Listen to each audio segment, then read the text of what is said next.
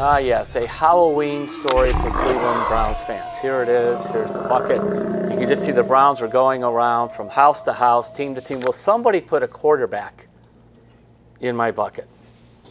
Even McCarron. Will somebody put A.J. McCarron in my bucket so I could have a quarterback?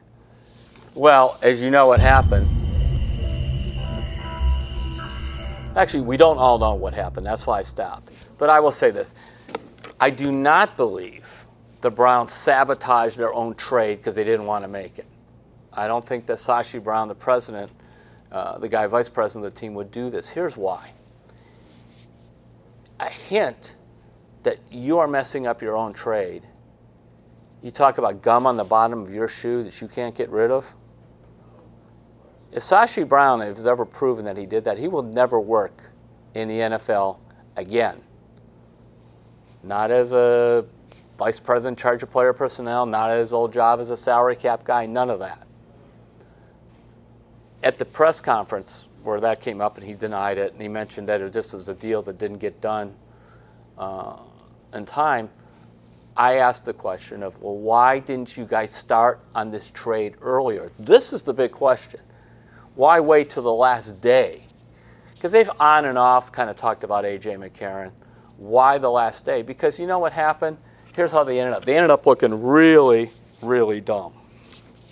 You know, kind of like the Halloween thing on your head, because it looked like you can't make a trade.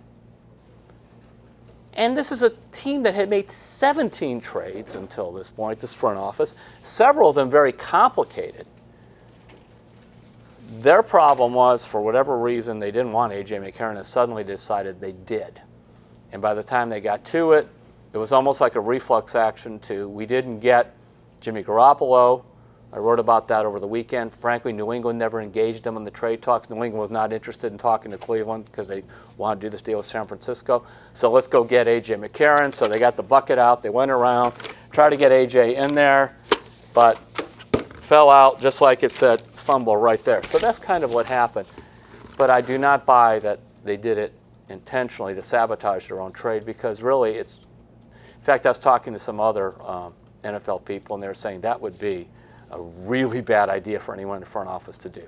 And finally, I'm just going to kind of give you, this is a top executive told me this, who's made many, many trades, far more than this front office.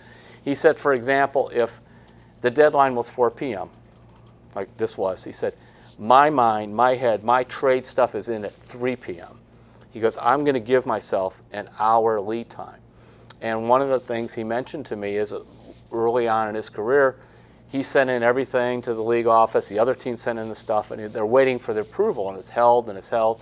Finally, he says about 3:20, I call and say, well, what's going on? He said, you dated your trade wrong, and we cannot allow it. So we said one little thing. So he goes, wow, he goes, I had 40 minutes to get it redone, get it back in, it was approved. But he said that's always the danger of what Sashi and the Bengals, both of them, were doing. Because clearly the Bengals wanted this deal to go through. This was a steal. Was it actually, you know what? A.J. McCarron for a second round, a third round pick, that would have been a fumble on the part of the Browns, because I just don't think he's that good. So there's that trade. No sabotage. They were tardy. The big question was, why wait so long to even start the trade talks to begin with?